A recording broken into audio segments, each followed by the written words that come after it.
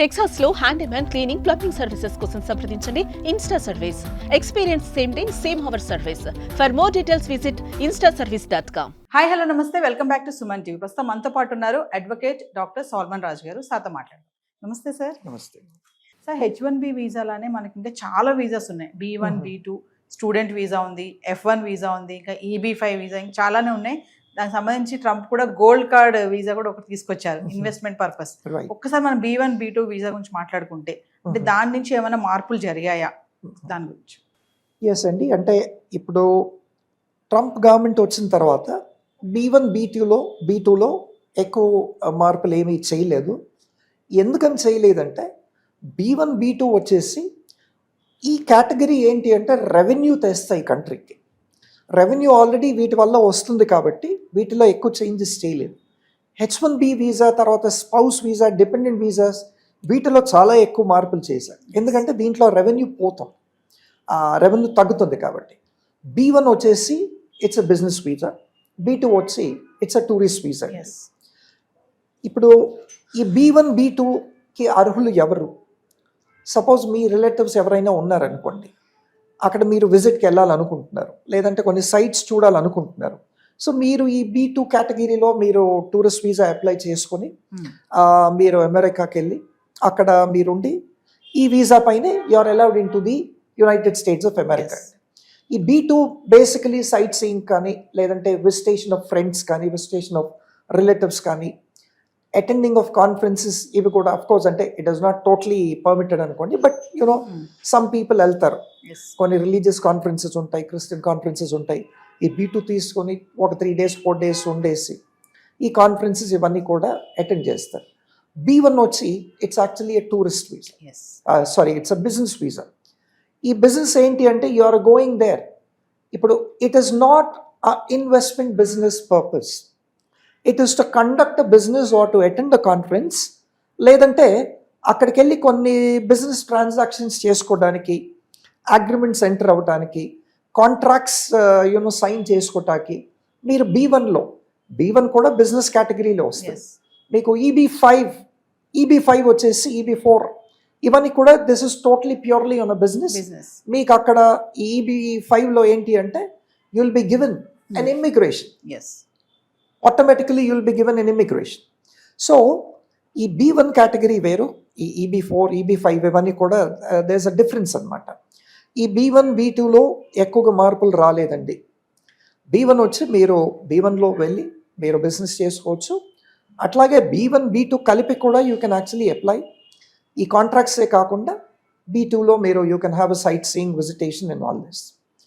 Student visas వచ్చేసి F1 ఉంది, M1 ఉంది, J ఉంది.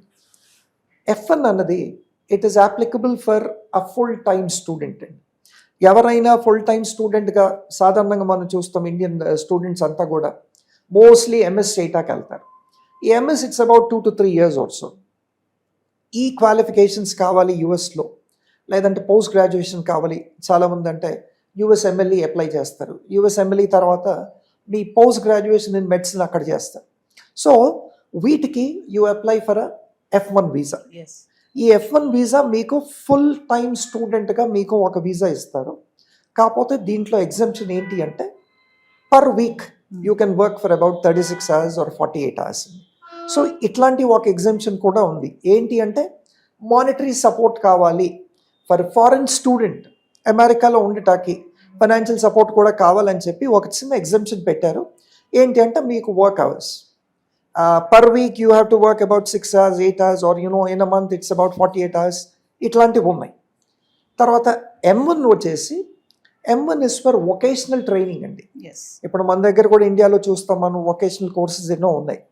వొకేషనల్ ఏంటి అంటే these are all technical and skillful courses అనమాట. వీటికి మీరు M1 అప్లై చేసుకోవాల్సింది.